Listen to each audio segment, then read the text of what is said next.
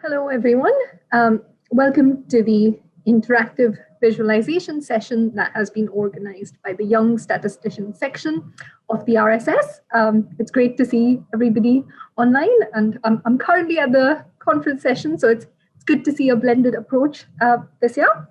So this afternoon, we've hopefully got a very exciting session planned for you guys. We've got three great speakers, and we'll be running the session in two sections. So first up, we've got Joe Russell, who'll be conducting a half an hour short introduction crash course into interactive visualizations. And then after that, we've got two prize winners, and I'll be introducing them after the crash course. So we first up, like I said, got Joe. He's a data scientist at Mango Solutions with 3 years of experience developing complex R-Shiny applications for companies across multiple industries. So Joe, if you want to begin. Yeah, fantastic. Thanks for the introduction. It's very kind. Let me share my screen and we can get started on this workshop. Yeah, hopefully you can all see my screen okay. So yeah, as Sritika said, thank you. This is going to be a workshop on interactive visualization. My name is Joe Russell. I've got kind of experience working with Shiny, kind of lots of different companies. So that's what we're kind of going to looking at today, and having a look at a crash course on interactive visualization and kind of working with Shiny in that.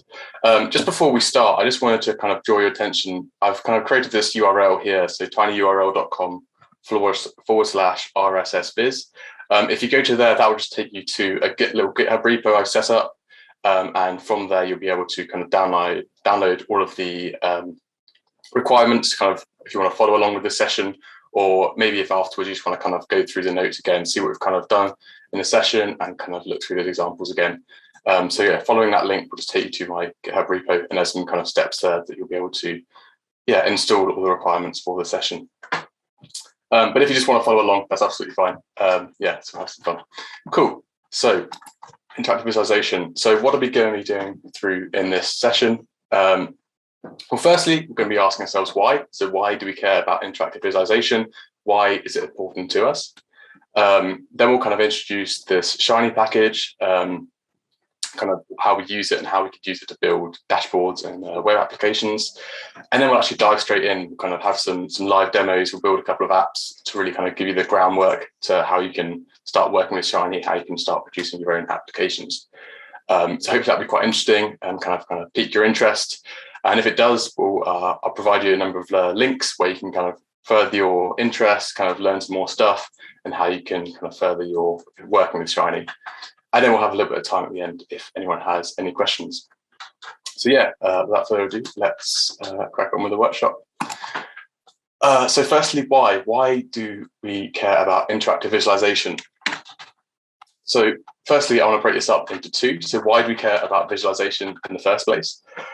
So data has been an up and coming thing. You know, it's really useful, it can be really powerful. We can draw insights from data. But actually on its own, data doesn't really tell us very much. So you can see here, we have this example of some data. You know, we've got these X1, Y1 columns, X2, Y2. But if I was to ask you to kind of give me some insight from this data, I think you'd have quite a hard time. Maybe you could see some kind of patterns. We've got a lot of 8s in this X4 column. But beyond that, you know, it's quite hard to tell what's going on in this data. Some of you might say, oh, we could produce some statistical summaries of this data, you know, so produce maybe the mean, we could calculate the median, we could even go for like the variance to see kind of what's in our data and what kind of summaries are in there. But actually in this example, if I was to tell you that all of the mean, the variance, the median were all kind of exactly the same to within 2 decimal places, then even statistical summaries can't be enough to kind of describe our data on their own. We also need some other things. And that's where visualization really comes in. So if I jump to the next slide, we have the same exact data, but this time just in a graphical form. So we can see here in the top left, we have our X1 plotted against our Y1, our X2 plotted against our Y2, and so on, X3, X4. And now just looking at this data, instantly we can see, okay, there's lots of different things going on here. So in the first graph, we can see we've got some kind of sort of linear trend with maybe some kind of erroring. around that trend.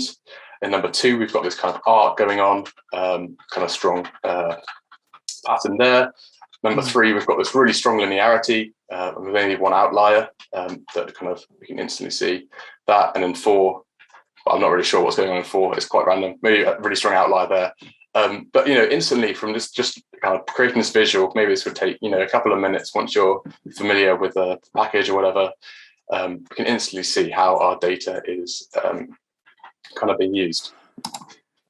So yeah, just to summarize, why visualization? So as we've seen, we're able to explore our data really quickly, see insights in it, spot trends and patterns, and identify any outliers that our data might have.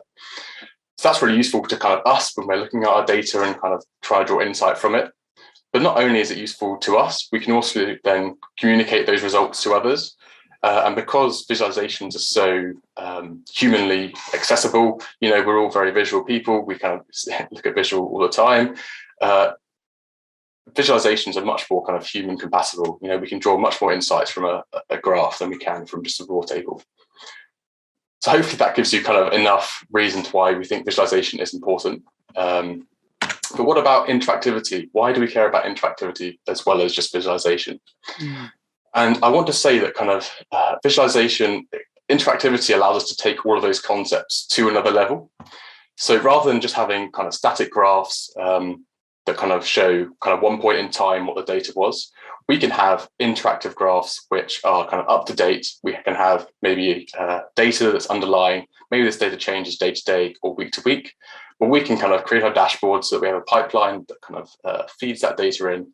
It's constantly updated, it's constantly relevant, and allows us to kind of spot these new trends or patterns or identify new outliers as we go along. So it can be really, really powerful. And then not only this, we can not only have this kind of up-to-date concepts, we can also kind of communicate these results in a much more user-friendly way. We can facilitate the user to kind of drill down into their own interests. Maybe they've spotted something in the data they want to look at themselves. Well, we can facilitate that with our dashboards. So yeah, visualizations and interactivity kind of really, really powerful for communicating and exploring our data. So that kind of leads us to introduce Shiny. And what is Shiny? And it's not just some diamonds as we have in this picture here. So what is Shiny? So Shiny is an R package. If any of you aren't familiar with R, it's just a kind of a programming language which has kind of become quite popular in recent years. There's kind of Python and R are kind of the 2 big kind of data science programming languages that people use. And Shiny is an R package within R. So some of you might be asking, what's an R package? That doesn't make any sense. Well, an R package is just a collection of functions that kind of are kind of extensions to R. So kind of within R, you have your basic functions, maybe mean or variance.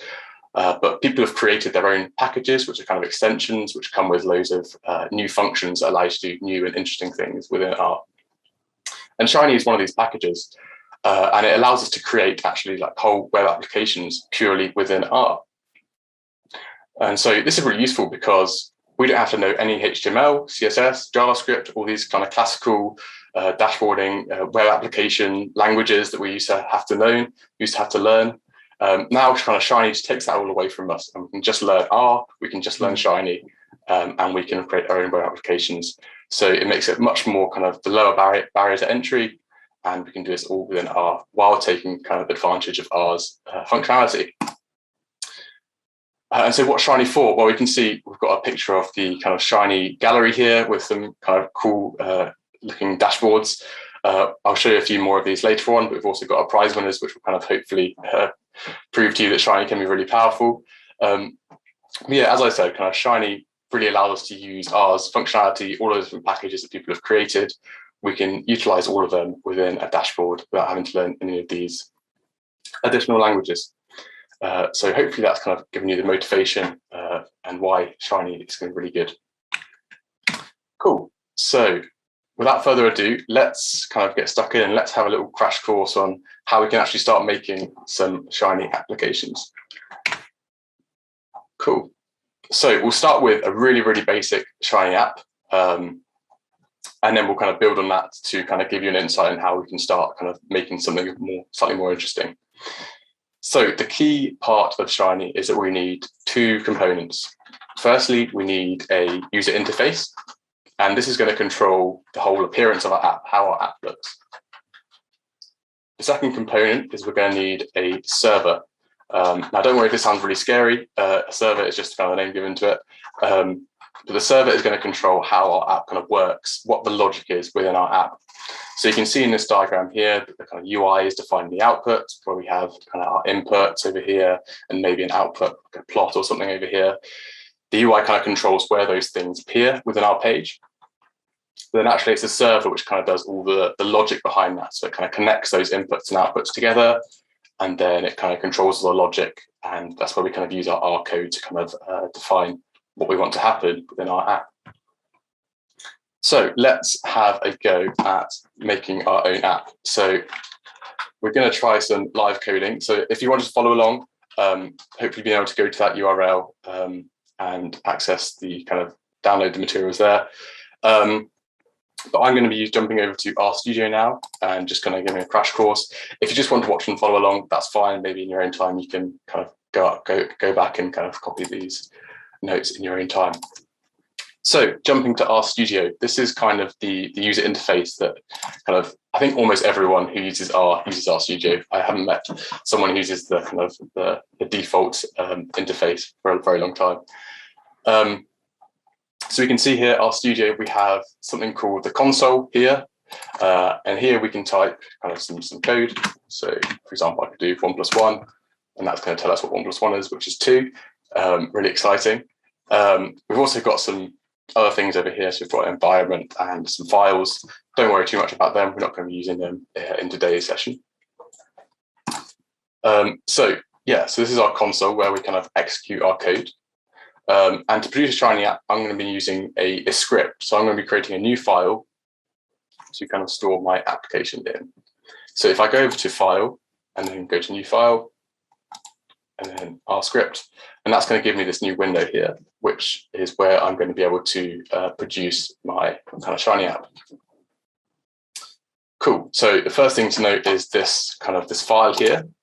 We could do exactly the same as we've done below in the console. I can kind of type 1 + 1, and then I can send this, I can kind of execute this in a similar way. So I can just press run here, and that's going to send this code, this 1 + 1 code, to the console, and that's going to execute it there. Alternatively, you can press Control and Enter, which is probably what I'll be doing in a session, to send the console there as well.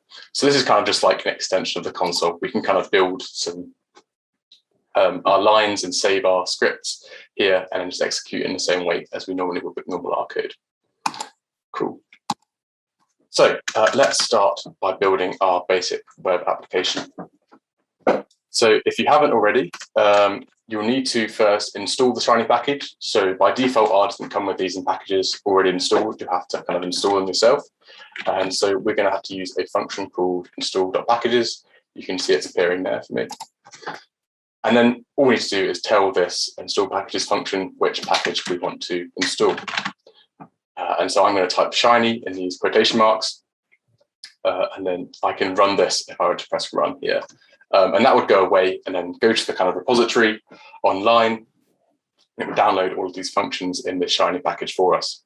But I'm not going to do this because this will take maybe 30 seconds to a minute. So I've already done this, so I don't need to do this now. But yeah, if you want to run any code, you're going to need to install that Shiny package first. So I'm going to just comment this out for now. Cool. So once we've got that Shiny package installed, we've kind of downloaded all those functions. There's kind of one more step before we can use the functions, and that's called librarying in our package. So we're just going to use this function called library, and we're going to call that on our Shiny package. Doing so, we'll make all of our functions that are in the Shiny package. We haven't seen any yet, but it's going to make all of these functions available to us. Cool. So those are the first kind of 2 steps before we start writing any proper code. Okay, so jumping back, remember we had our user interface and our server. These are our 2 components that we need to define. So I'm going to type UI and server. So this is what we're kind of aiming for. Cool, so let's start with the UI. So we need to assign to the UI and then to the server, we need to assign something that's going to kind of tell Shiny how we want to render, how we want to produce our application, what we want it to look like. So we can use the assignment operator in R, which is a less than or equal to sign followed by a minus sign. This is kind of like looks like an arrow. This is kind of whatever we put on the right-hand side here is going to go into the object on the left. So it's going to go into our UI object. So I could, for example, put UI1, and you can see up here we kind of get this UI equals 1. So I could refer back to this UI. As you can see, it's kind of stored this value 1. We don't want to have a 1 there, so let's get rid of that. But we're going to now use one of these Shiny functions to create our UI. The function we're going to use is called fluid page. This might seem really random, and I would agree with you, but basically all this fluid page function is doing is kind of creating the initialized UI for us. It's just kind of creating a blank page where we can kind of build stuff on. If you were curious, wanted to know more about this fluid page function, then you can do !fluid page. You can do this for any function in R, and that will bring up the kind of a help document around this function. It will kind of tell you what it does, kind of what kind of argument it takes, and kind of give you some examples as well. So we can see here that this function just creates a page with a fluid layout. So really, it's just going to create that kind of the kind of blank UI that we're going to start with. So that's going to be our basic UI. Now let's go to our server. So we're going to do something here again. We're going to define, again, use this assignment operator to assign something to the server. But then this time, slightly differently, we're going to use a function called function, and we're going to specify 2 arguments to this function. So we're going to specify an input and an output for this function. And this is going to be, we'll see in kind of a few minutes' time, these will become our inputs and outputs, and how our server is going to communicate with our UI. So we'll just leave some curly brackets there for now, but we won't put anything in them. Cool. So that's kind of, we've kind of defined our UI, we've kind of defined our server, and you might think we're done, but there's one more step we need to do, and that is to tell kind of Shiny that this is a Shiny app. We want to treat this UI object as a UI, and we want to treat this server object as a server. And to do this really simply, we can use a function called Shiny app. And all this does, again, let's go look at the help files for this.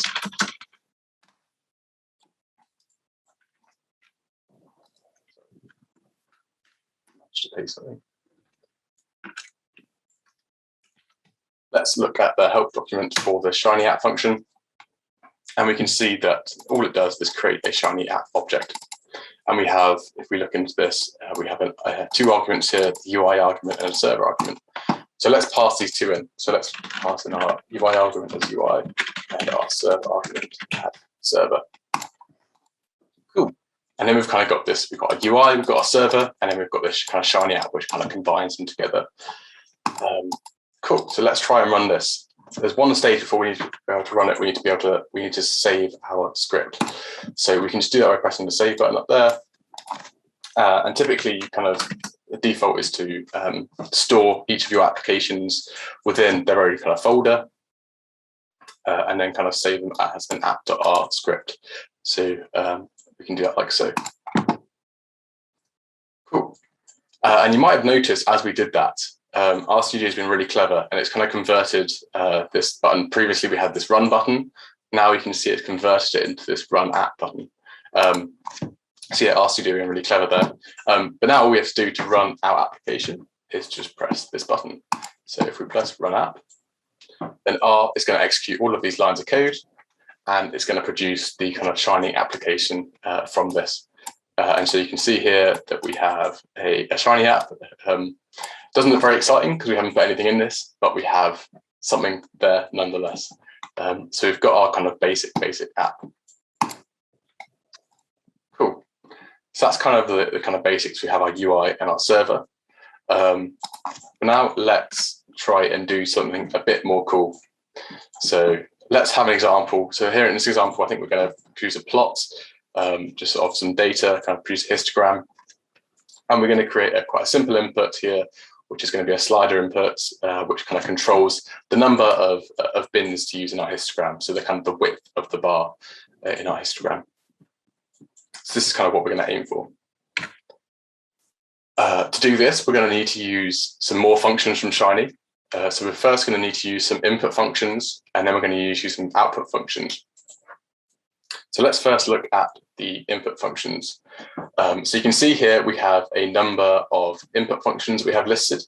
So you can see we have a text input, which, no prize for guessing, allows a user of the application to input some text. Similarly, we have a numeric input, which is the same but allows us to input some numeric values. And you can see going down, we have all of these different types of input, which we can use in our applications. Now, in our example, we're going to be using a slider input, which is just going to allow us to use a numeric range slider within our application. So let's try using this slider input function in our application. Cool. So first things first, I'm just going to quickly look up the help document for this slider input function, again, using the question mark. And we can see we've got a little description. It's a slider input widget, and it's just going to construct a slider widget for us. And then we can see the different arguments that we can provide to kind of customize this slider input. Cool. So because this is an input function, we're just going to provide this in the UI. So the way we're going to do this is we're going to, you can see we've got our brackets here. Let's just take this on to the next line. And we're going to simply start typing in our slider inputs here. Now you can see that there are, there's quite a few arguments here. Some of them have this like predefined value. So we can see the step is by default null, round is false. So that means that all of these values kind of have an already kind of predefined value. We don't have to specify them. We can if we want, but we don't have to. Whereas the kind of first 5 arguments here, they don't have a value already assigned to them. So we're going to have to assign them a value before we can use this function. So the first argument we have here is this input ID. Now, input ID, this is going to be just an identifier for us. So when we come to use this input later on within our kind of server, we're going to have to refer to the slider input with some sort of, we're going to need some reference to kind of access that value that it's going to provide us with. And so all we need to do here is provide some sort of identifier for ourselves so we know what we're talking about. So I'm going to use the ID just called bins. I'm going to be using this for a number of bins. The next argument that we can provide is the label argument. And what this label argument is going to do is just going to provide a nice little title for us kind of at the top of our input, so the user kind of knows what's going on. So let's put it in. Cool. And then we have three more arguments. The first one called min, which, no prizes for guessing, is the minimum. This is going to be the minimum value within our app, within the slider, that are kind of the range. So let's put a value of 0 for now. Then we have the max, which is going to be the maximum. Let's put 50. And then we finally have the value. This is just going to be the default value. So when we kind of first load up our app, it's going to be the value that's selected. So it obviously has to be between the minimum and the maximum. Cool. So we've kind of defined everything we have to now for our slider input. And so let's try running this application again. I'm just going to save it before we do. Let's try running to see what we have now.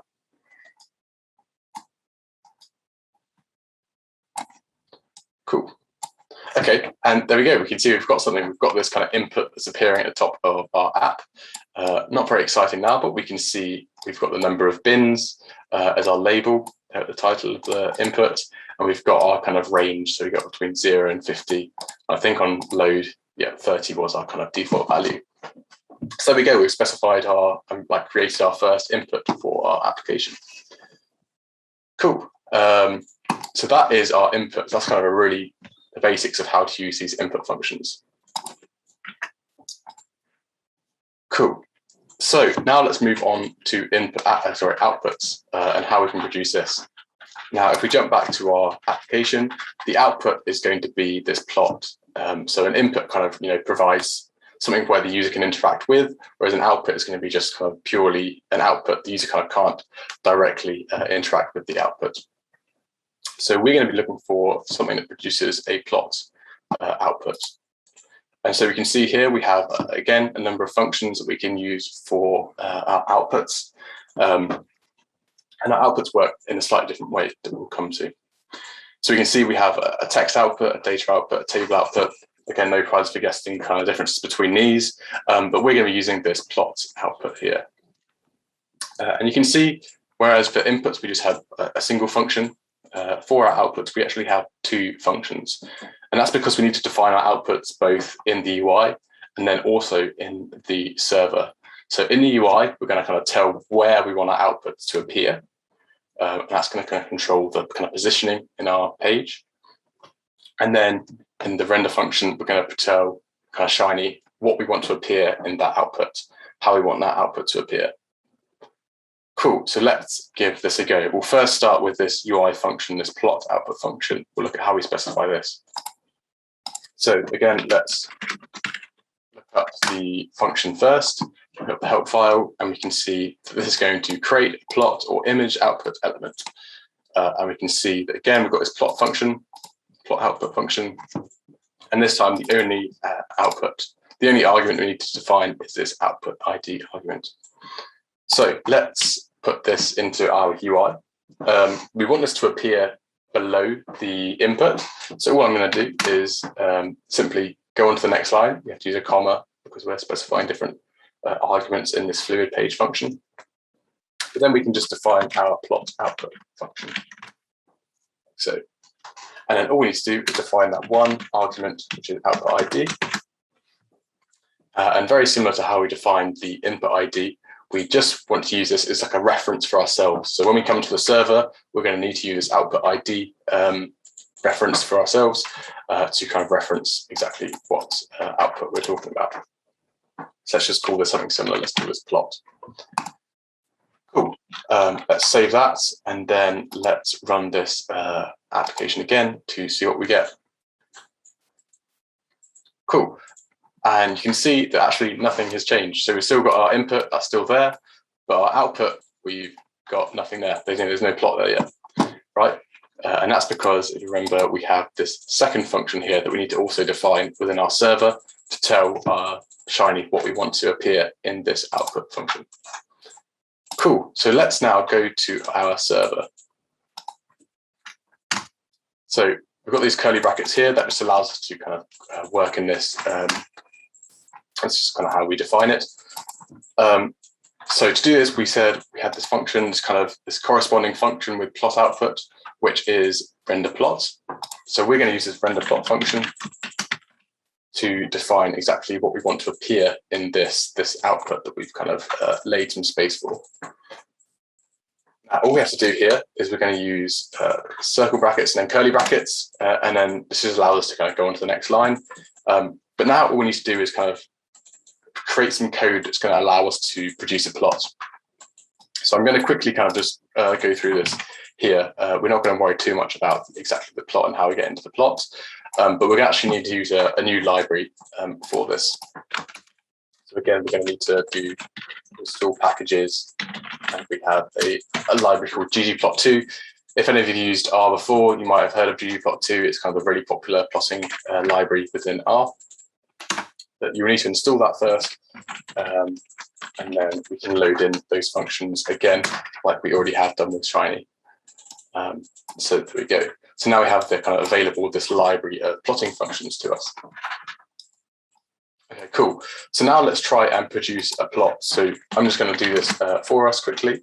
We're going to use some kind of inbuilt data within R. So there's a data set called the Faithful dataset, which is about a geezer called Faithful. Very exciting. And it's got some kind of different, so it's got two columns. One is about the eruptions, so it thinks is the time of how long each eruption lasted of this geezer. And then it has a weighting column, which is kind of the amount of time between each eruption, so how long was the wait between each eruption. So we're just going to use it as some dummy data to kind of produce a nice plot for us in our application. So I'm going to use this ggplot library. Don't worry too much if this doesn't make any sense. We could have a whole other workshop on ggplot2. So I'm going to just create a histogram of this weighting variable here, weighting column. Cool. So if I was to run this code on its own, we can see that, there we go, we've got this window popped up in RStudio that's kind of displaying this histogram for us down here. So cool. But now, actually, let's say we want to produce this plot within our application. So let's now define this plot here within this render plot function. Let's try and run our app and see if we've got anything. Okay, and frustratingly, we still haven't got anything. We've got our input still, but we still haven't produced our output. And what is the reason for this? The reason for this is because we need to use our output ID, what we defined here. We need to tell Shiny that kind of this space in the UI that we reserved for this output, we want to put this plot here. We want to put this plot here. So we're going to refer to this output like so. So we're going to put output $plot, and then all we need to do is assign this render plot here to this output $plot object. So when we do this, hopefully we will now see we've kind of assigned this plot that we've created. We've assigned it to the space that we kind of set aside in the UI. So now we can see our plot here. Fantastic. Okay, so that's our output successfully linked up to our UI. You remember we have the slider input that we still haven't used. Let's look at very quickly how we can use that input. So in this GM histogram function, we can just specify the number of bins by using this bins argument. And let's specify how we want to change this. So let's create this dynamic on our slider input. So I'm going to do this by using input. And then all I need to do is bins. So you can see this is our kind of input ID that we used before. And this is kind of using this input to vary the number of bins in our application. Cool. So now let's try running this with our output and our input kind of used in our server. Cool, there we go. So we've got our application again, and now let's try changing the slider. You'll be able to see that we're updating our plot as we go. Our application, our plot is reacting to the change in the slider. So yes, that's kind of our really, really basic Shiny application. I think we're going to be having some examples from some prize winners who are going to show you off some much more cool and interesting stuff than this. But hopefully this kind of gives you enough of the kind of groundwork and how kind of enough of an understanding how Shiny can be used to produce these plots. And you might even be able to see some of those, kind of think about some of the underlying stuff going on within these applications that we're going to see. Cool. So before I finish off and hand back, just wanted to kind of provide some links, kind of if this has kind of really sparked your interest, kind of where I would go to kind of look at Shiny more in depth and kind of look at it more if you wanted to kind of increase your knowledge around it. So I've included some links here. So firstly, we have this RStudio link. This is kind of the Shiny RStudio. RStudio, the kind of the company that produced the Shiny package. It's all free, don't worry. But they kind of have this homepage which you can go to, and this kind of gives you some kind of getting started, loads of information about Shiny. And I think there's a kind of a video somewhere. You see a video somewhere that you can access. Here we go. That kind of gives you some information on this getting started with Shiny. They also have a gallery, which again is going to give you some examples and lots of other stuff about Shiny. So that's a really useful resource. Secondly, I wanted to point you towards this Mastering Shiny booklet. Now, I think this is quite new. This is written by someone called Hadley Wickham, which, if you're familiar with R, he's kind of like a celebrity in the R world. He's really, really good. He's written lots of packages. And so, yeah, he's really, really knowledgeable about R. And so he's written this book about Shiny, which is free. And so if I was to kind of learn Shiny from scratch, if I was starting from zero today, this would be the place I'd go to learn more about Shiny. Lots and lots of useful information here. And then finally, I want to just give a link to Shinyapps Io. Now, this is again is hosted by RStudio. But what this allows you to do is to host. So let's say you've created a Shiny app. You've got it in RStudio, you've got it locally, but you wanted to share that with someone else. Well, Shinyapps.io is kind of the first place you should go. There are kind of more kind of complicated alternatives you can turn to, but Shinyapps.io is kind of the first place I would call to kind of share that application to. and you can kind of host your applications here. There you go. It kind of gives you some information. So yeah, 25 hours free. Yeah, this isn't a pitch for our studio or anything, just they're really useful. Yeah, where next? So that's kind of my 3 resources that I would kind of suggest for anyone who's wanting to learn Shiny more. I think that pretty much wraps up the workshop. So I wanted to open the floor, see if anyone has any questions. Great, thank you so much, Joe. That was an excellent presentation, and hopefully it's given our audience members an idea about R Shiny, how to use it, and hopefully like basics, and they can now use the link that you shared and look at your code and hopefully start learning from there. Now, in the interest of time, I'm gonna pause questions for now, and we can have questions at the end of the session, and that could be open to all our speakers. However, if anybody has any dying questions, please feel free to use the chat function, and hopefully Joe can just respond to you directly on there. And now we'll move on to our next speakers. So Joe has already pointed out the importance of visualizations and interactive visualizations and how to create a basic R Shiny app. Over the summer, the YSS ran an interactive visualization competition. And today we've got our prize winners from that contest who will be showing off some of the really cool interactive visualizations that they've made and what the process that they've gone through. So first up, we've got Moinak, who's joined us all the way from the United States.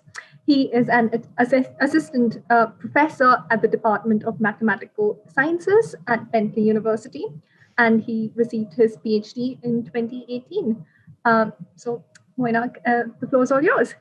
Thank you. Thanks a lot. At the outset, a very huge thanks to Sritika and the Young Statisticians section and the Royal Statistical Society for the invitation. It's always a pleasure. It's always a privilege. I wish I was there with you lot in person, but this is not too bad either. So as Sritika mentioned, I teach courses in time series analysis and statistical learning. And the dashboard that I'm going to describe to you in just a moment's time will have ideas from both those topics, right? I do research on similar ideas too around change points. And very recently, I found that some of what I do can be used to define what a COVID wave is in a mathematical way, in a less subjective fashion, okay? So this dashboard will be all about that. The virus, as we know, has been tormenting us since what seems to be like an eternity now. And we keep hearing these terms. We are through the first wave of COVID, the second wave, the third wave, without properly questioning what constitutes a wave.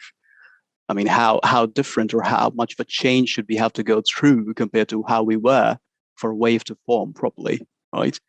So that is what this dashboard tries to answer and probably raise a few other questions too. So if I start sharing my screen, the first link, the link that you see at the very top, if you click that link, that should take you to this web page, this home page. That's where you should be headed. This is the basic structure where you have the option to choose your a country that you would want to analyze, and maybe you can type it out, or you can choose the country from the drop-down menu, and you also have the freedom to choose the number of days that you would want to analyze through the slider option that Joe just mentioned. And this is a basic description of what it does, what it's all about. But if you go to the more interesting pages on the isolated analysis, you'll have that country, the time plot for that country on your right-hand side. And these observations, this data set is being pulled from the Johns Hopkins University data repository, where collections started from the 22nd of January 2020. So that's the origin of time.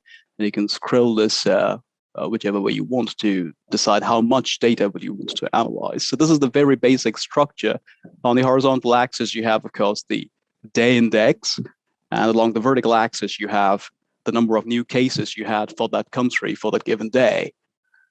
So what I thought is I would just organize this talk around three key ideas. The first is the rationale, the reason why this app could be relevant in some way, which can be answered in three different ways. There will be three different answers for that question, and then I'll move on to, of course, how it works, the running of it, and finally I'll close with a few observations that I find, in addition to Joe's, could be useful to those starting out with writing these dashboards, right? So the reason why this app could be relevant, Joe nicely touched on the importance of visualizations, but what I had in mind is more from an academic side. There are three main reasons. The first is reproducibility, which is becoming very popular in research nowadays. Whenever you want to turn a paper into a good journal, maybe the journals that you have from the Royal Statistical Society, the ABC sequence, or loads of others that are similar to them,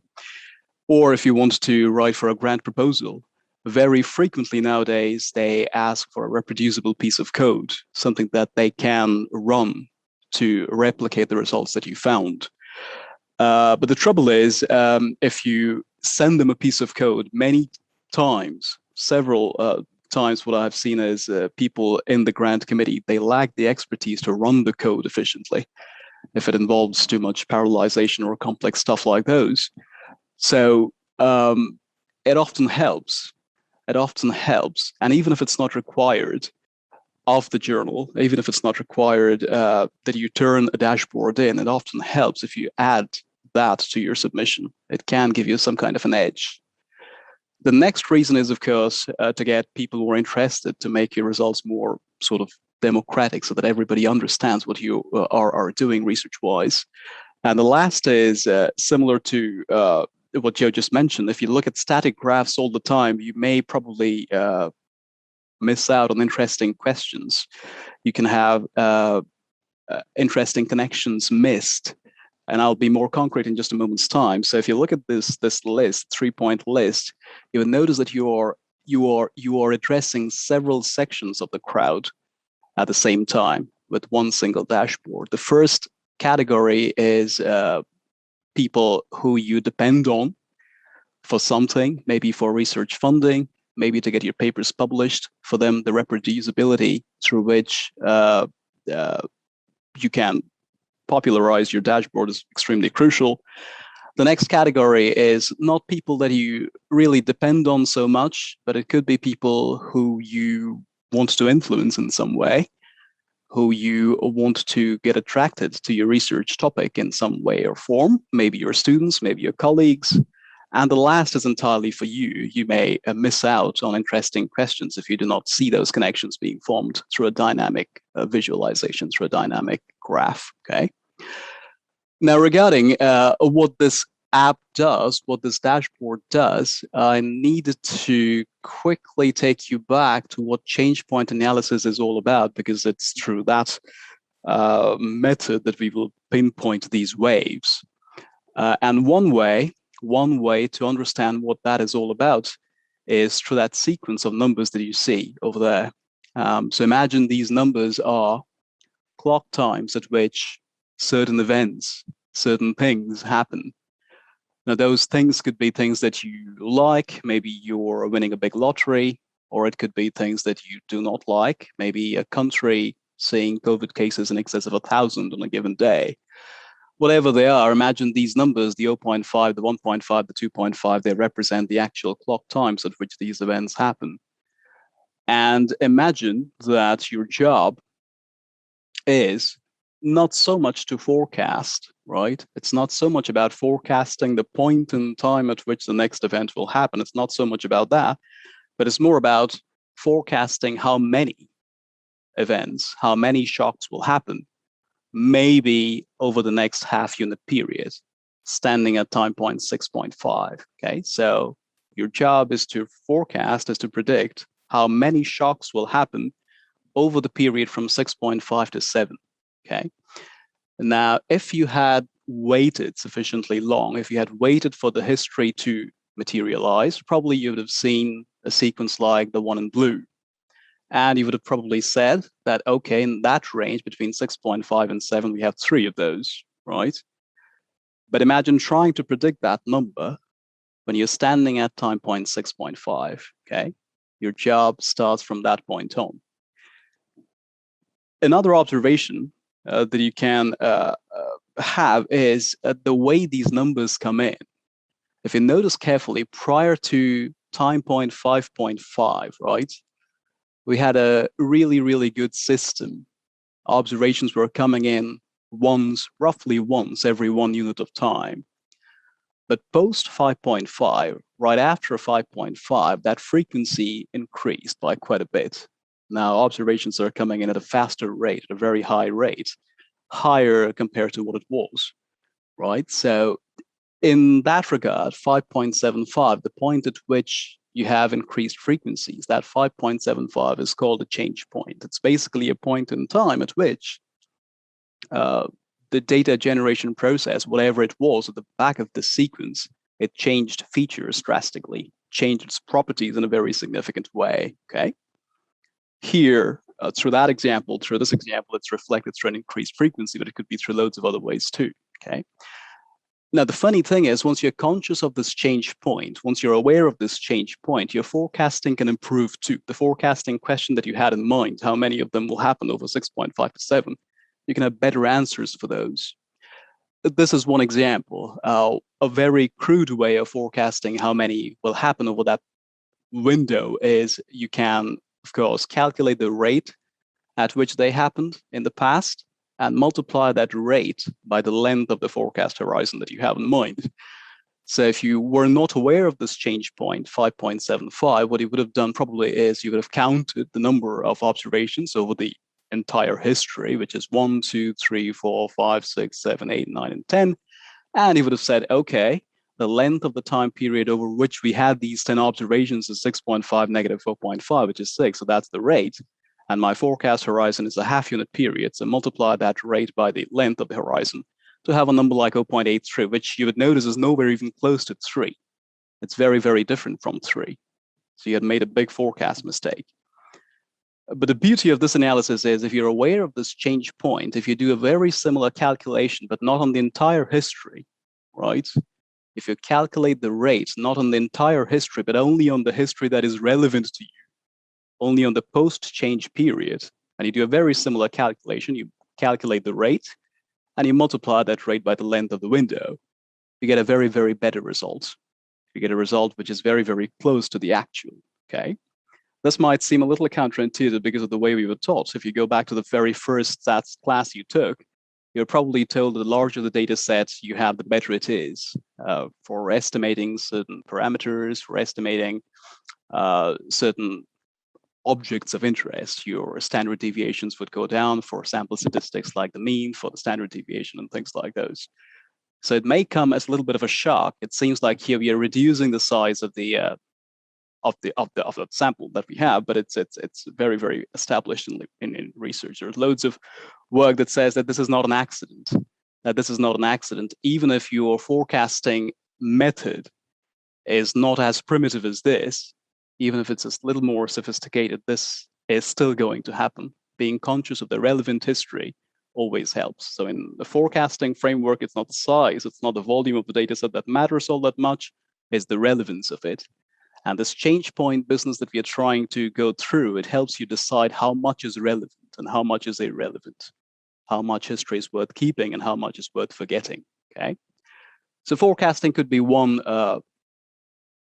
goal, you may say, that you can reach with the help of this dashboard. So this dashboard tries basically to find out points like 5.75 when you have a more realistic problem. This is, of course, a made-up example where you can just visually see. But what if numbers are slightly more complicated than this neatly arranged fashion, right? What's the statistical justification? That the increase in frequency that you saw is not because of pure chance. There is a strong statistical signal behind it, driving the increased rate. And there are loads of ways to do that. Without getting into technical details, I will just quickly highlight the way it's normally done. because to understand what the graph does, to understand these separators, we need information about how they're made. So very quickly, this change point business, this change point problem was attacked by several people, especially since the 1950s. And one construction that proves to be extremely valid was introduced by Hawkins and others in 2003, where with a given sample size, they have translated the entire problem into finding several of these two sample statistics, these DKNs, that measure the difference of some kind between the pre-change and the post-change pieces, meaning between the black and the red pieces, okay? Now, the best guess, the best estimate of the true change point is that value of k which maximizes some overall distance or which minimizes some overall loss. And there are loads of ways you can choose these DKN statistics, these two sample statistics. In the interest of time, I won't go into details, but I will indeed point you to one beautifully written review article by Trong and others, where every choice is explained along with the logic behind those choices. So think of this maybe as a two-sample t-test, if that helps, okay? So if you go back to the app, these DKNs are the options that you'll have here on your left-hand side menu. If you keep on changing these tools, you'll find, you'll notice that these separators are basically answers, changes where points in time at which significant changes happen, answers like the 5.75 that you saw here. But now these separators, they have a statistical backing behind them, something that this analysis lacked. Okay, this was just done purely visually. So you have the freedom to choose which tool to use. How would you want to measure dissimilarities between the pre-change and the post-change pieces?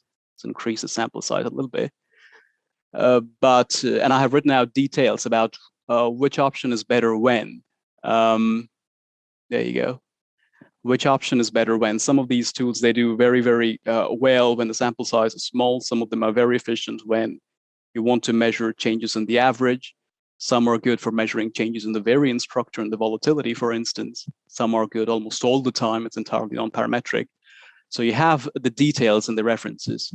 Please be sure to go through those. But here you have the option of choosing different tools, okay?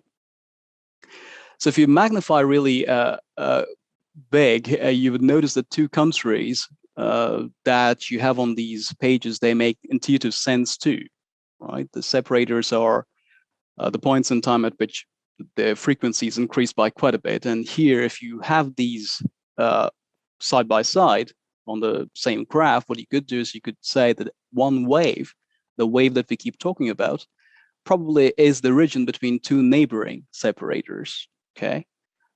It's probably the region that is trapped between two adjacent vertical strips, two adjacent vertical separators, because those are points at which rates significantly changed. And here we are now more objective. We can pinpoint the precise location at which a wave started to form. And they make intuitive sense too. This separator, for instance, for the US, for the United States is the 7th of June, and even for the UK, it's 30th of June, which probably indicates the last, hopefully the last wave, the Delta wave, because of the Delta variant. The bottom panel does a very similar job, with the knowledge that the black curve that you saw, the black time series that you saw, is just one out of infinitely many possible. So the wiggly lines that you see, the colored wiggly lines that have similar patterns to the actual black COVID curve that you saw, they are constructed by using something called time series bootstrapping, just to figure out what could be other possibilities, what could be another way of graphing this the time series object that you saw, what could have been another option that you just didn't see because of pure chance, because of accident. And then you carry out your experiment, you carry out your change point analysis on all of those wiggly lines, on all of those different colored lines, and these answers are some kind of averages, hopefully the median, something that is resistant to outliers. And you would notice that they are pretty similar to the isolated analysis too. They're a little bit shifted to the left, but they give you more reliable answers, really, when you're aware that this is just one option out of so many possible. Now, you may be wondering, how would actual forecasting improve? If it does improve at all, that was just a toy example. And sure enough, it does. Because if you want to replicate a very similar analysis standing on April 22nd for the United States, you may be wondering how many people or how many times would we see new cases over the next month between those two numbers. Why? Maybe because you're worried about how many beds do I need to arrange or how many ventilators do I need to arrange. Those two numbers are the second quartile and the third quartile.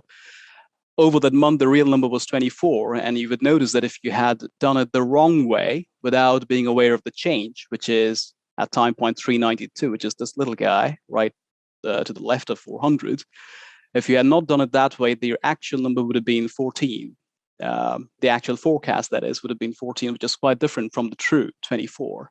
Whereas if you had done it the better way, taking the change into account, then that number is a lot closer to the actual 25, is a lot closer to 24. So it's not entirely academic. It's not entirely like this. Sometimes it has real benefits too, to forecast how many beds would you need, how many ventilators would you need, and things like those, right? Now, analyzing one country or forecasting one country on its own is well and good, but the real fun starts when you would want to compare two or more countries at the same time. Why? Maybe because you're trying to see whether policy is implemented by different governments regarding mask wearing, regarding lockdowns, hand washing, things like those. They have similar or different effects, okay, across different countries. Now, the object that you would need is some kind of a distance metric between those two change point sets identified on the first few pages. So if you want to compare countries, what you have to do is go through these grouped analysis tabs, and you would notice there are quite a few options too. How many clusters would you want, and things like those. It's a little complex because the two numbers that you see here, they need not be the same. The number of change points you have for the United States need not match with the number of change points you have for the United Kingdom. So we cannot use Euclidean type measures. But Hausdorff is another option that you can use. Basically, it works in a way any distance metric does. If you have a closer distance, if you have a smaller distance between these two change point sets, then those two countries are very similar in terms of their change patterns. Whereas if you have a big distance, a huge distance between those two change point sets, and they're very, very hugely different, okay? As an example, India's change point set was those numbers. Those are points in time at which frequencies increased or decreased significantly.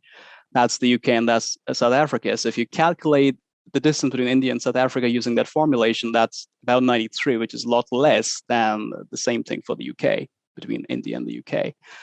So the idea here is, and you can do this in theory in your brain for all the possible pairs in this collection. And the idea is to summarize all this distance knowledge into one single catchy instrument. An instrument like this, where you would notice if I magnify this, once again, really huge, you would notice that India and South Africa, they're pretty close. That's India and that's South Africa. They're close to each other on this cluster, whereas the United Kingdom is quite different.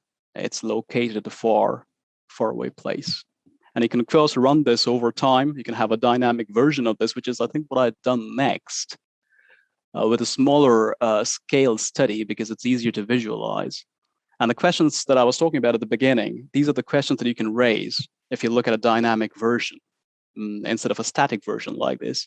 If you sample quite a few countries in India, Germany, Nepal, and the US, United Kingdom, and France, and if you sample them at different snapshots in time, you would notice that although United Kingdom and France, they started off in a very similar way, they had similar change features, and they ended up like that too. They are still belonging to that same cluster. Somewhere in between, right? Somewhere along the evolution, France got separated from the United Kingdom at times like this and at times like those. So if this is what you find through the dashboard, you can ask relevant questions like what France did differently to the UK. It seems a little counterintuitive because they are so close to each other geographically. So what have they done differently that made them get to a different cluster compared to the United States, right? So this is basically what this dashboard does through different tabs, and I've written out details that you can read. But I would like to close. These are the key highlights of what this dashboard is all about, with a few closing thoughts. And I would massively echo what Joe said about the practicalities. You have the resources, the shiny resources, the gallery, be sure to go through those. One trouble that I faced was making your apps very fast, run very fast. And I found that this package, ProfVis, Professional Visualization, probably that's what it's short for, it helps you locate portions of your code where you're wasting time. Okay, you can highlight a portion of your R code and you can call ProfVis on it, and it shows you how much time you're spending on it. Some of the packages go away from the CRAN repository, so it's always a good idea to have local packages stored on your laptop. Another thing that you may want to keep in mind as you're thinking about what to write about, what sort of a dashboard do we need, is write this. You may say that, okay, this is a problem that has been solved by quite a few people. How can I contribute? So if you look at the time series analysis that we have at the very beginning, loads of people have done that work. So that's not novel at all. What I would say is ask more pointed questions. If you can simply put change points on it, that only takes you so far. But the better option would be if you have done something with those change points identified, instead of simply reporting that this is the time plot for different countries. That makes it more relevant. That makes it more interesting. Estimating your audience is very crucial too. If you're talking to a professional statistician, probably you need measures of volatility. These estimates that you have, they are point estimates similar to your X bar, similar to your S. We always need measures of volatility, but that would add one more button to your dashboard. So always keep in mind the audience. Do you need that or don't you? Okay. And finally, once you're done with all, you can always ask, how can this still stay relevant once COVID goes away? How can this still stand the test of time? Meaning, if you have done so much work for one single team on one single team, can it stay like that forever? Meaning, when COVID goes away, can somebody else import a data set of a similar structure, maybe not about COVID, but about something else, but the methods would still stay the same. So it's always wise to make provisions for those, okay, in your dashboard. And finally, a few references. The first describes the change point business in greater details, and the rest would be explanations for the DKN statistic, the two sample statistics that you just saw. So yeah, I mean, that's all I had for you. Thanks for listening, and I'm always interested in questions. If you have any, please do let me know. Thank you. Great, thanks. Thank you so much, Moinak. Feel free to post the link of the dashboard on the chat so that people can have a look. Again, unfortunately, we are running a bit late, so we're going to move on to our next speaker. So we've got Sajal and Ujjay. Sajal is pursuing her PhD at the University College of Dublin, and Ujjay is a doctoral student at the same university. Their presentation has been recorded, and we'll be playing that now. So Melanie, if you can play that would be great. Hello, my name is Uchembaka. I am currently a PhD student in statistics at the Vistamic SFI Research Center in the University College Dublin, under the supervision of Dr. Misha Kari. My current research areas are functional data analysis and spatiotemporal analysis. Before the PhD, I had my undergraduate degree in statistics from Nigeria, a diploma in computing, and master's in data and computational science, both here in Ireland. I also have a 2-year work experience as a research analyst after my undergraduate degree. And it was during this period that I first used R-Shiny. This was in 2015. Back then, I created a dashboard for the DHS data for Nigeria. That's the demographic and health survey data, specifically for malaria. Hi, everyone. I'm Sajal, and I'm a PhD student in data science at the School of Mathematics and Statistics at UCD, under the supervision of Dr. Michelle Carey. My research is based on high-dimensional functional data analysis, which is FDA, which includes working on analyzing gait pattern of children with cerebral palsy. And another project includes analyzing high-resolution 3D facial images to uncover the genetic architecture of the human face and to better understand the ancestry of different facial features. Previously, I completed my master's in data science at UCT. Apart from my studies, in my free time, you will find me on my yoga mat, and I also love to cook and dance. It has been a couple of years since I have started making Shiny apps. I made my first Shiny app for my master thesis. The layout of the app is shown in the slide.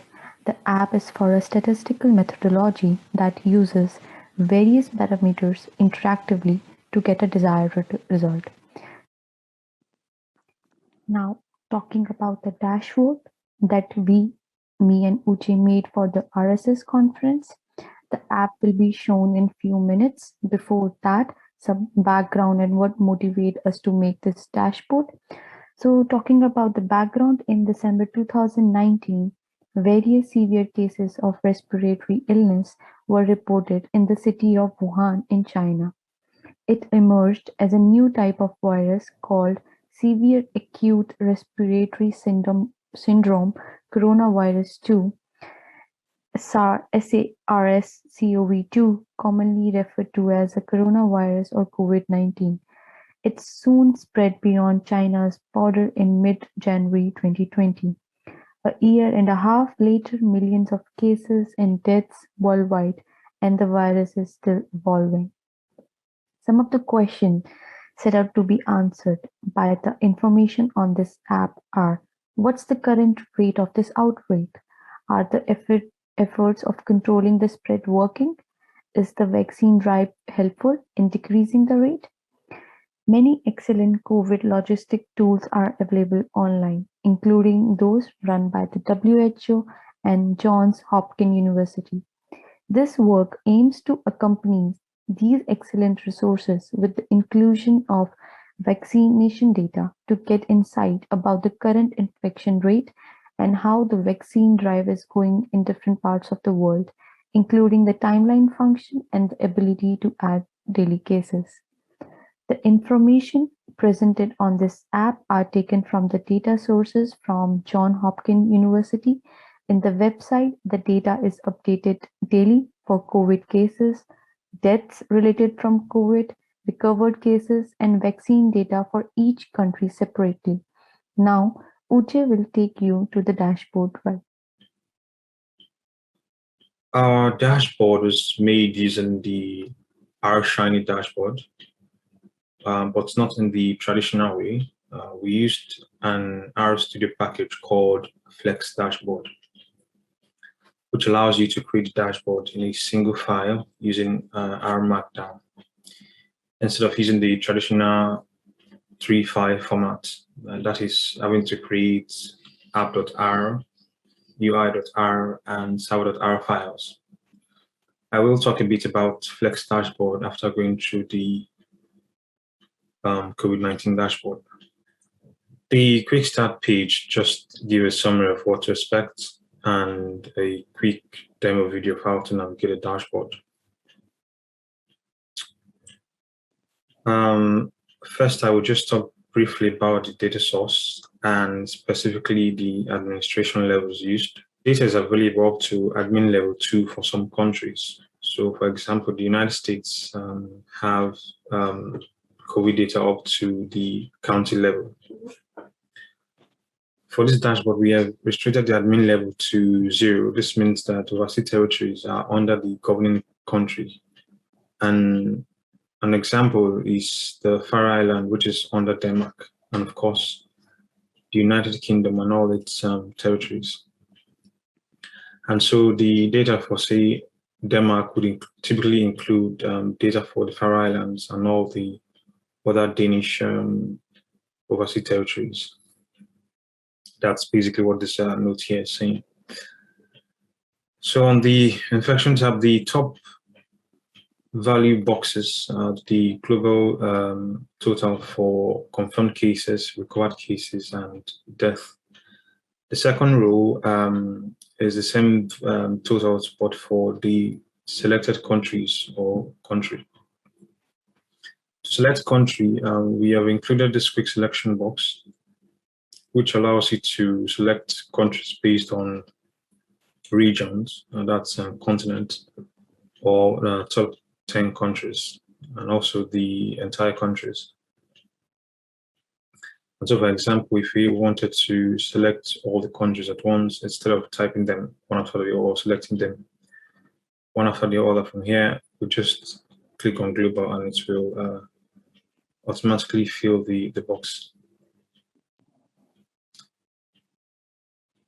For the tabs, we have the daily confirmed number of cases, the daily number of deaths, the daily recoveries, and also cumulatives for all three cases.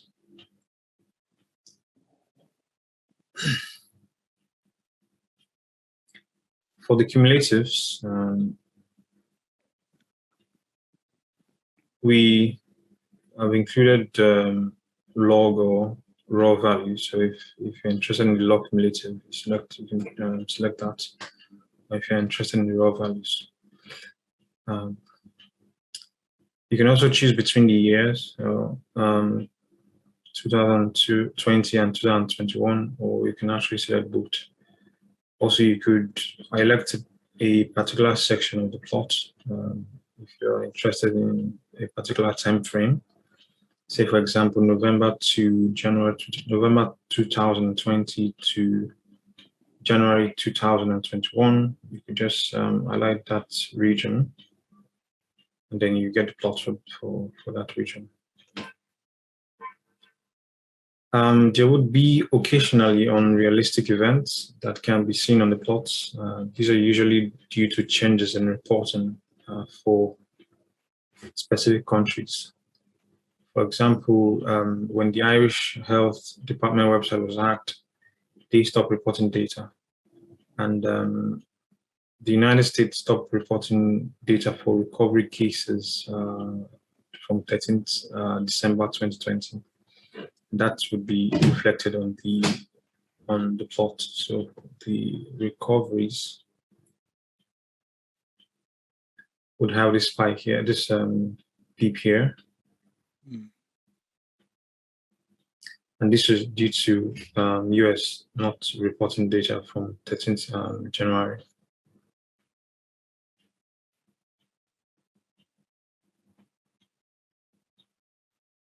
For the vaccine page, we have similar structure as with the COVID infection page, but with fewer tabs and options. Again, the top value boxes contain global totals for vaccine administration, and the first box is the total number of vaccine administered, that's including first and second doses. The second box shows value for number of first doses, and the third one shows number of complete doses or second doses. The second row shows the same total values, but for the specific country selected here, you can restrict it to one country at a time. The chart shows the cumulative for global vaccines, that's by the total first dose and second dose, and by the country selected. For the map, depending on your PC or browser, I'm not particularly sure which, the width of the map may be too wide, but for my PCs, both my PCs, they would adjust appropriately. The map shows cumulative for COVID cases and deaths, recoveries, and then, of course, vaccinations. So by default, they would show the actual number of cases or vaccination or the particular event you select. Or you could also choose by the country's population.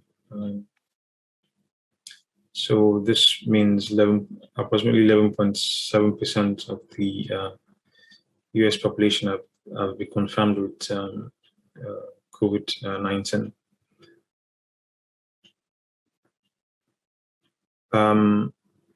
You can change the, this is only possible for confirmed cases, death, recoveries, first dose and complete dose, but not for the total dose. The total dose would always use the actual values.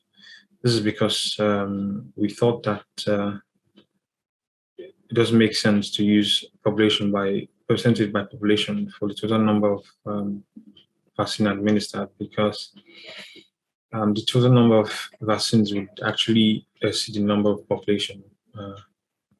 In this case, for example, in the United States, it's around 366 million, which if I'm correct, is more than the total number of population in America.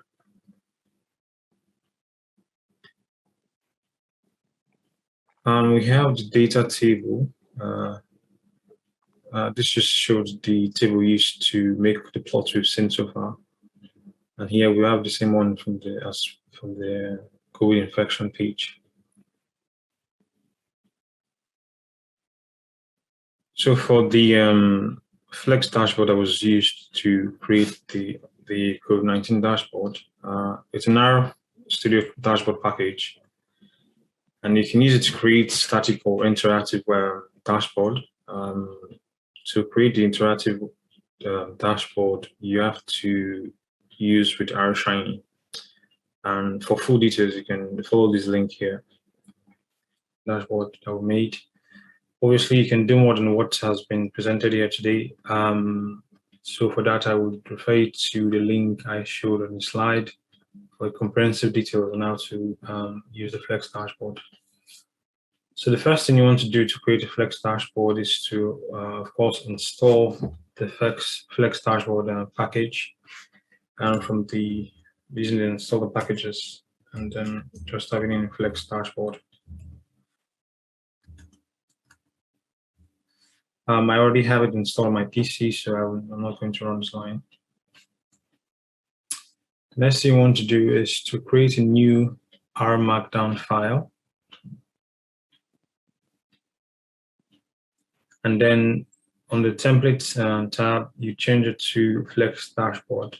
So this is assuming you have the Flex dashboard installed in your, the package installed already. And then click on OK. It gives you this default template. Just to show you what it looks like, I would actually run this one. So let's just call it RSS demo.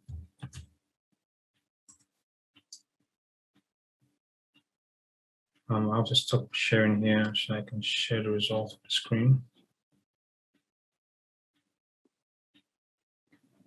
So this is what it looks like, an empty dashboard. So I go back to code.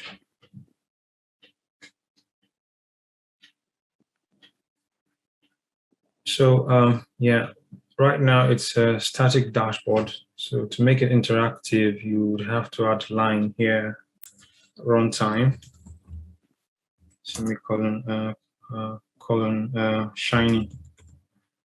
So now this has made it an interactive dashboard. One of the very popular features in R Shiny is the sidebar. So there are two kinds of sidebars, the global sidebar and the page-specific sidebar. For the COVID-19 dashboard, the sidebar for each page were different. So that was an example of page-specific sidebars. I'm just going to create the global sidebar first, just to show an example. So to do that, you type in sidebar in capital letter. The S should be in capital letter, and then sidebar. And then use equal to here. So I'll just write something here, call this global sidebar.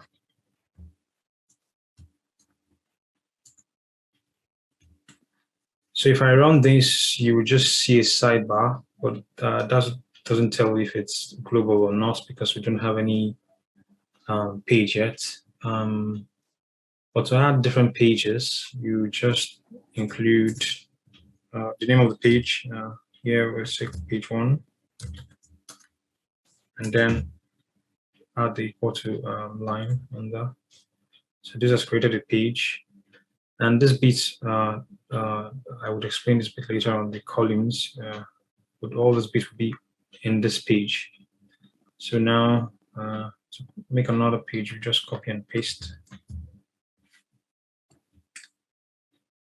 And then call this one page 2. So if I need this, I can now stop sharing and share the result screen. So you see we have the sidebar, the global sidebar.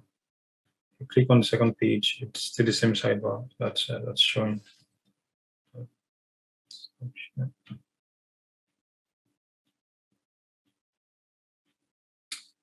I do have an example already prepared just to save time, so I'm just going to go there now. This example here has the example that's on the Flex dashboard website, but then I've made it for 2 pages. So here I'm using the page-specific sidebar. So instead of the sidebar we created earlier, where we had to state sidebar and then use the equal sign underneath. For this page-specific one, you have to put it on that page, and then instead of using sidebar, just put input, and then instead of using the equal sign, just use dash. So here we have 2 sidebars. So page 1 sidebar, and then the content on the sidebar. Here we've included inputs for a chart, and page 1 and page 2 contain the same thing. So the orientation here says column. This just means the layout of the page. So by column, we mean that the charts here that is used in this particular examples will be arranged in column form. That's I'll run this and show you now. But again, in the example in the COVID-19 dashboard, we used something called tab set.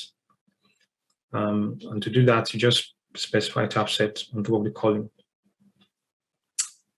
When you specify a column and you want to give the column a name, you put the use the R Markdown header level to specify the name of that particular column. So I'll run this now and just show you so you see what I'm saying.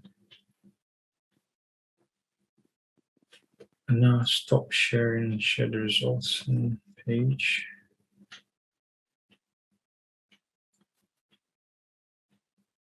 So here we have the 2 pages, page 1 and 2. And here there are 2 columns, column 1, column 2.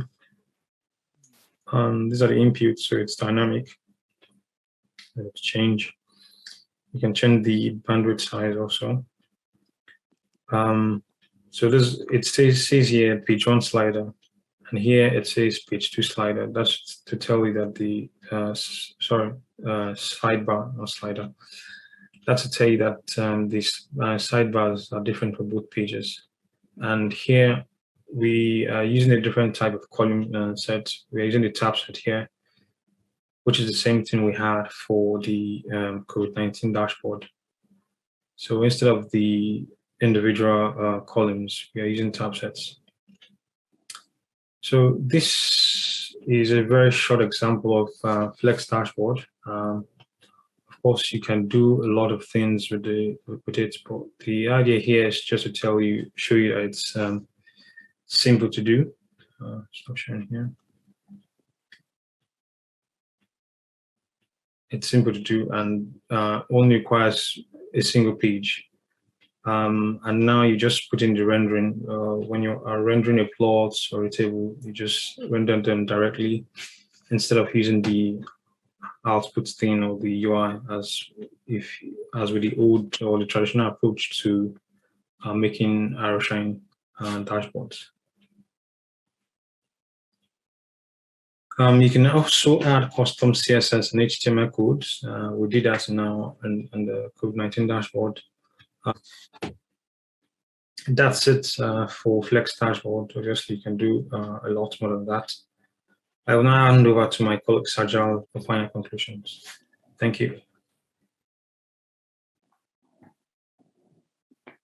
Final tips from my side.